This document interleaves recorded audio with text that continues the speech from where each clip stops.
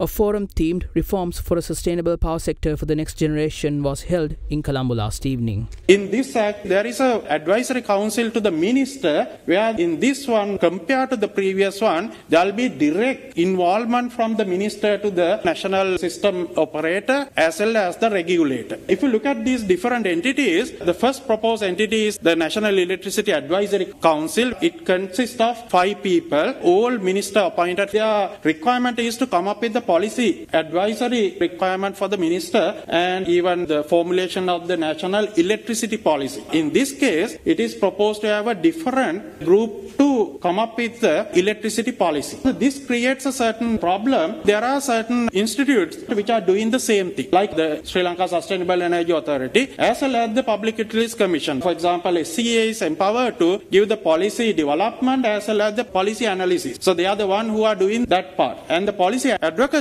is given to the Public Utilities Commission. So now what will happen to the powers given to those institutes? This act does not say anything about who is going to fund this particular council. Other than these 5 people, minister can even appoint the co-opted people so that wherever when the council meetings are going on, he can even send some other people to the council meeting. The independency may affect due to those type of wording. The council is there to advise the minister, but the act also says minister can give advice to the council. I feel that there is a certain conflicting situation. Because of that, we have to relook at these type of wordings in the act, because that can make certain confusion. So as per the act, what it says is you have to come up with the most economical power sector development plan. In this case, it says the long term, but unfortunately, it's for the 5 years. I don't know, in the power sector, we say the long term if it is more than 10 years, because the planning we do not consider because they have the long lead time.